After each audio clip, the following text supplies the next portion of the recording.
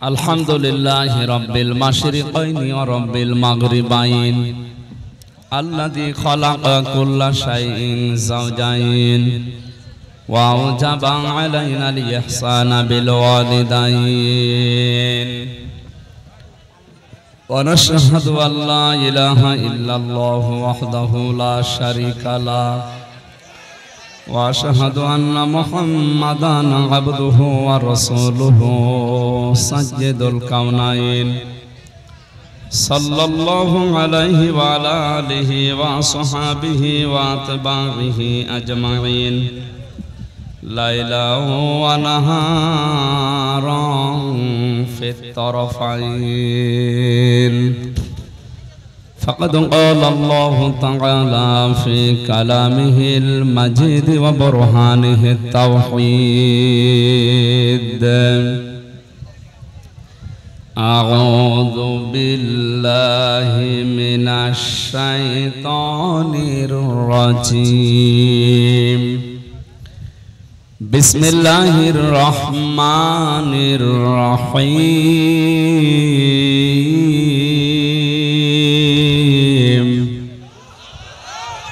ولا يسأل حميم حميما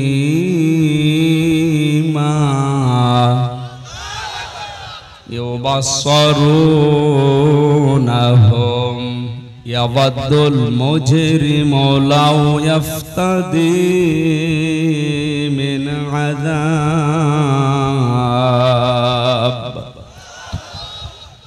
لو يفتدي من عذاب يومئذ ببنيه وصاحبته وأخيه وفصيلته التي تؤويه ومن في الأرض جميعا ثم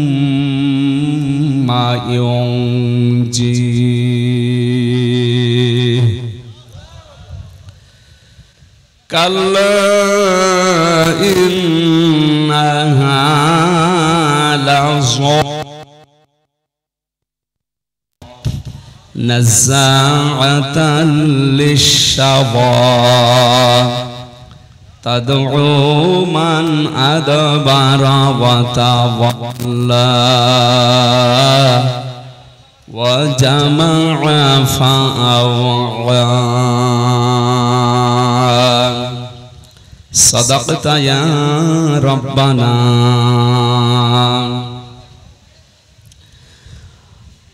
عن عباس رضي الله تعالى عنه قال قال النبي صلى الله عليه وسلم من ذاق طعم الإيمان من رضي بالله ربا وبالإسلام دينا صلى الله عليه وسلم نبيا ورسولا رواه مسلم وما زادهم إلا إيمانا وتسليما اللهم صل على محمد وعلى آل محمد كما صليت على إبراهيم وعلى آل إبراهيم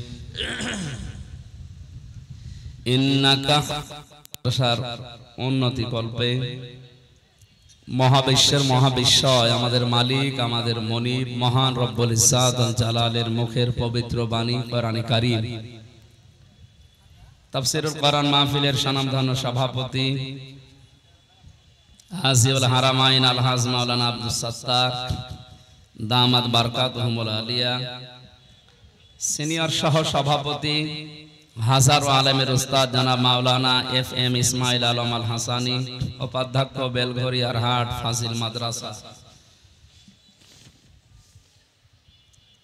অনেকগুলো মানুষের নাম এখানে দেখতে পাচ্ছি। বিশেষ করে জনাব মোহাম্মদ মাহবুবুর রহমান, অধ্যক্ষ বালানগর কামিল মাদ্রাসা,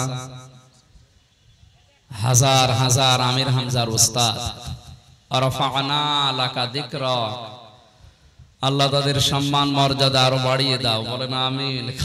প্রধান পৃষ্ঠপোষক জনাব আলহাজ ডাক্তার এম এ বারী, জনাব আলহাজ ডাক্তার সাইদুর রহমান, জনাব আবু ইউসুফ সেলিম, জনাব মোহাম্মদ আবু সাইদ ভাই সহ হাফিজুর রহমান সহ নাম না জানা অনেক মানুষের নাম এখানে দেখতে পাচ্ছি। যেহেতু সময় কম, মাগরিবের আজান পর্যন্ত আলোচনা হবে, 1 ঘন্টা 15 মিনিট আছে। এই কথা বলেন কেন? কথা বলা যাবে না। দাঁড়িয়ে আছেন, বসে আছেন, থাকেন, কথা বলা যাবে না।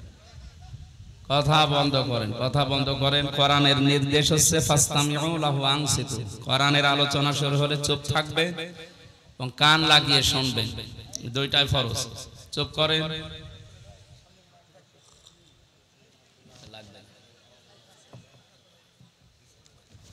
আজকের মাহফিলের প্রধান অতিথি শাইখুল মাশায়েখ, আমাদের অভিভাবক জনাব মোহাম্মদ হাবিবুর রহমান, চেয়ারম্যান 1 নম্বর গোবিন্দপাড়া ইউনিয়ন পরিষদ।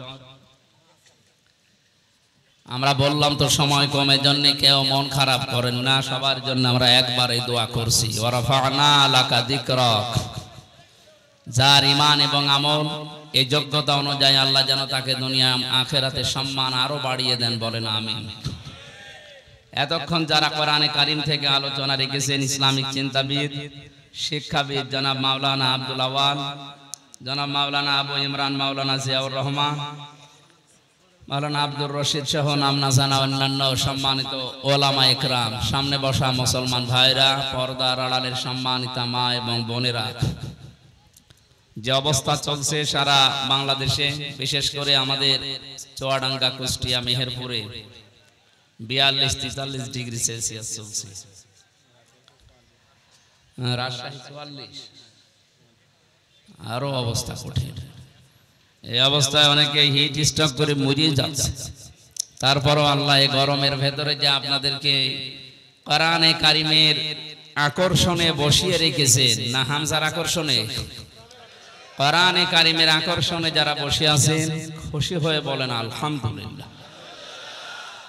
আজকের এই সময়টুকু কিয়ামতের ময়দানে আল্লাহ যখন হিসাব নেবেন তখন বাইরে রাখবেন। এই সময়ের হিসাব আল্লাহর কাছে দেওয়া লাগবে না, কারণ এর সাথে যার যে সম্পর্ক আছে কোনো কিছুকে আল্লাহ নষ্ট করেন না। যে এর কাছে আসবে, ইন্নাহু লাকুরআনুন কারীম, নিশ্চয় এটা সম্মানিত কোরআন। এর কাছে যে আসবে দুনিয়া আখিরাতে তার সম্মান মর্যাদা আল্লাহ দিন যত যাবে বাড়িয়ে দেবে। এটা আমাদের জীবনে একটা নিয়ামত মনে করছি আমরা, নাকি বলেন? আল্লাহ পাক বলেন, ওয়াইদ তাআযানা রাব্বুকুম লাইন শাকারতুম লাযিদান্নাকুম ওয়া লাইন কাফারতুম ইন্না আযাবি লাশাদীদ। সূরা ইব্রাহিমের 9 নম্বর আয়াত 7 নম্বর আয়াতে আছে। তাফসীর হাক্কানিতে পড়েছি, আল্লাহ পাক বলেন, যদি নিয়ামত পাও শুকরিয়া আদায় করো, আমি আল্লাহ অবশ্যই ওটা তোমাদের জীবনে বৃদ্ধি করে দেব, বাড়িয়ে দেব। এই যে লাযিদান্নাকুম এই শব্দের ব্যাখ্যা করতে গিয়ে মুফাসসির লিখেছেন, কেউ যদি নিয়ামত পেয়ে শুকরিয়া আদায় করতে চায় 3টা শর্ত তাকে মানা লাগবে। কয়টা? আমরা অনেকে মনে করি নিয়ামতের শুকরিয়া আদায় মানে টুটি পর্যন্ত খেয়ে একটা ঢেকর তুলে বললাম আলহামদুলিল্লাহ হয়ে গেল, না, এটা একটা বাক্য। কেউ যদি শুকরিয়া আদায় করে, লাযিদান্নাকুম লামে তাকিদ নুনে সাকিলা, এত বড় কঠিন শব্দ আল্লাহ দিতেন না, এমনিতে নরমাল শব্দ দিতে পারতেন। নিয়ামত কি এবং এর শুকরিয়া আদায় করলে আল্লাহ যে বাড়িয়ে দেবেন কেন, ব্যাখ্যায় যে 3টা জিনিস পেয়েছি। 1 নম্বরে, কথা বলেন, কি আসছে এখানে? কেউ আসবেন না ভাই,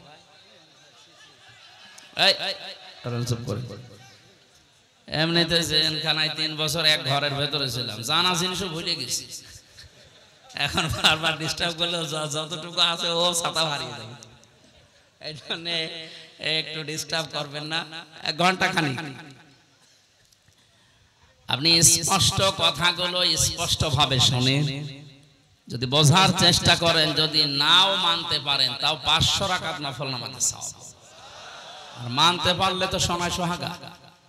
যদিও বাস্তবতা আমাদেরকে ওইদিকে মনে হচ্ছে নিয়ে যাচ্ছে না, যে আমরা কোরআনে কারিমের যে আয়াত পড়েছি এগুলো মানতে পারবো কিনা জানি না, তবে চেষ্টা চালাবো ইনশাআল্লাহ।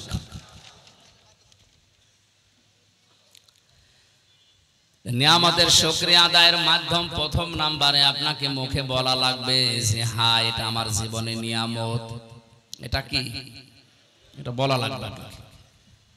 2 নাম্বারে এই নিয়ামত পাওয়ার পরে আপনি যে অন্তরের ভেতরে একটা অনির্বচন শোক আপনি অনুভব করবেন, এটা সবাই পায় না। শব্দটা কি বললাম?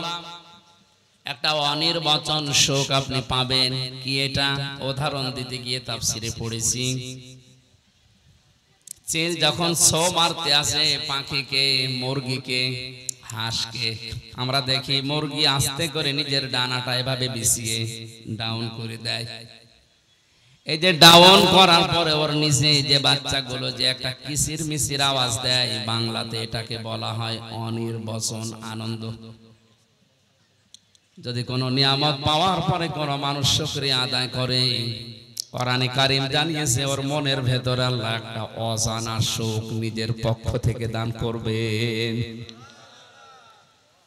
আজকের যে তেলাওয়াত কিন্তু আয়াতগুলো আমার মনে হচ্ছে এখানে অনেকে আলেম বসে আছে, দেখবেন আপনি যদি বোঝার চেষ্টা করেন, আমার চোখের দিকে তাকাবেন, আমার মন বলছে কোরআনের নিগূঢ় তথ্যগুলো উপস্থাপন করলে আমাদের অনেকের চোখ দিয়ে পানি আসবে।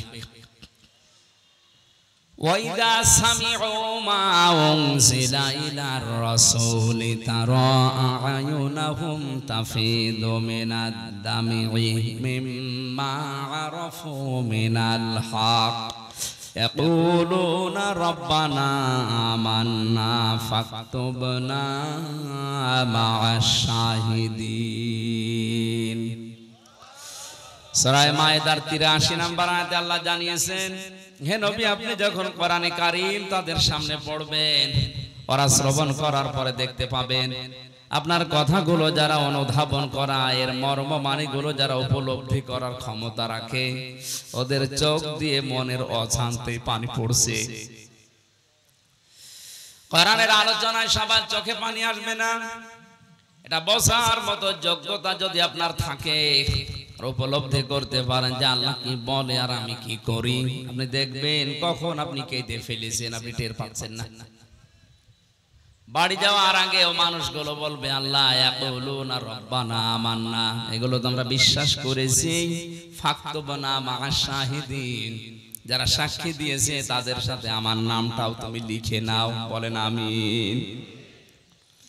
মনের ভেতরে একটা অনির্বচন সুখ আপনি নিতে পারবেন। 3 নম্বরে যে কথাগুলো এখানে বলা হবে কোরআনে কারীম দিয়ে, এই কথাগুলো প্র্যাকটিক্যাল লাইফে আপনি সেট করে করে আল্লাহকে দেখাবেন। এর নাম লা ইন শাকারতুম লা আযীদান্নাকুম। কেউ যদি নিয়ামত পাওয়ার পরে শুকরিয়া আদায় এই 3টা পদ্ধতিতে করতে পারে, আল্লাহর গ্যারান্টি আল্লাহ এই নিয়ামত তার জীবনে আবার বৃদ্ধি করে দেবেন। বলেন আমিন। ওয়ালা ইন কাফারতুম মিন্না আযাবিলা শাদীদ, যদি গুরুত্ব না দেন, যদি দাম না দেন, মর্যাদা না দেন, আল্লাহ পাক বলেন ওটা আমি ছিনিয়ে নেব, কেড়ে নেব। শুধু কেড়ে নেব তা না, আযাবের ভেতরে ফেলে দেব। বলেন নাউযুবিল্লাহ। তাহলে আমরা মনে করতে পারছি এটা আমাদের জন্য আজকে নিয়ামত। এটা কি? লক্ষ লক্ষ মানুষ এলাকায় বাস করে, সবাইকে আল্লাহ কোরআনে কারীমের এই অনুষ্ঠানে, যেহেতু বললাম আজকের এই 1-1.5 ঘন্টা সময় কিয়ামতে যখন বিচার শুরু হবে আল্লাহ মাইনাস করে রাখবে, বলবে এই জবাব আপনাকে দেওয়া লাগবে না, আপনার বাকি সময়ের জবাব দেন। সুতরাং এই সময়টা আল্লাহ যে আমাদের কাছ থেকে জবাব নিচ্ছে না, এটা বিশাল একটা নিয়ামত না? এই নিয়ামত সবাইকে তো দেয়নি, আমাদের যাদের দিলেন বলেন আলহামদুলিল্লাহ। মানিত্তাবাআল হুদা বিগাইরিল কোরআন আদাল্লাহুল্লাহ, তিরমিজি শরীফের হাদিস। আল্লাহর নবী জানিয়েছেন কোরআনে কারীম বাদ দিয়ে পৃথিবীর কোন জায়গায় যদি কেউ ভালো হওয়ার নিয়তেও যায়, আল্লাহ নিজে দায়িত্ব নিয়ে তাকে গোমরা বানিয়ে দেয়। এ কথার লোড কত যারা আলেম আছে টের পাচ্ছে। আদাল্লাহুল্লাহ, আদাল্লাহ ইউদিল্লু বাবে ইফআল। যদি দল্লা শব্দ আসতো, দল্লা ইয়াদিল্লু, বাংলা অর্থ হতো আপনি নিজেই নিজেকে খারাপ বানিয়ে ফেলেছেন।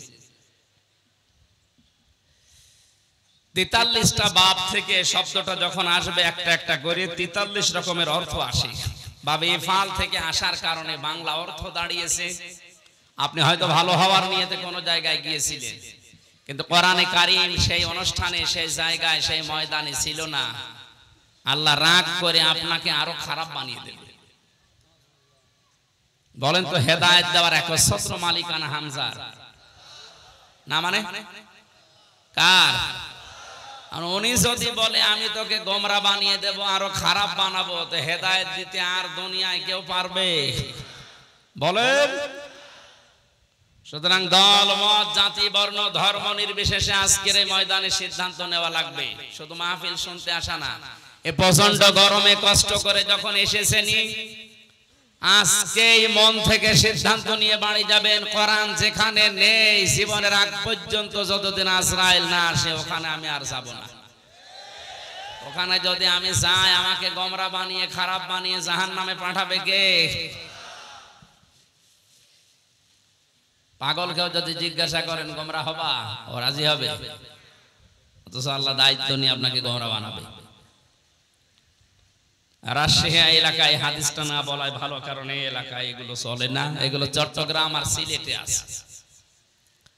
48,000 যে পীরের দরবার বাংলাদেশে আছে সরকারি জরিপে, তার অধিকাংশ গুলো ওই দুই বিভাগে। আমাদের রাজশাহী, খুলনা, রংপুর এগুলো থেকে আল্লাহ আমাদেরকে বাঁচিয়েছে। না, জিনিস খারাপ না, মানে যে জিনিস যত ভালো তার ভেজাল বের হয় তত তাড়াতাড়ি। ও জিনিস তো ভালো জিনিস।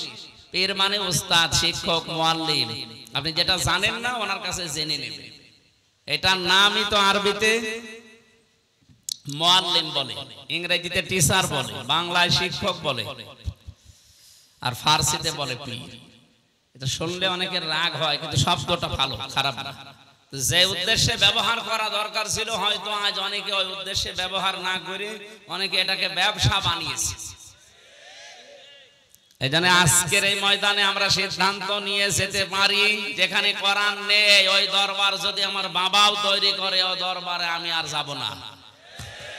এমনিতে 48,000-এর শুধু 8 বাদ দিয়ে 4 থাকবে, সব বন্ধ হয়ে যাবে। আর একটা কথা বলতাম, তো এখন দরকার নেই বলা, আগে বলেন বলেন বলে আমি আবার 3 বছর ভেতরে আমি মরে গেল আর বলবো না।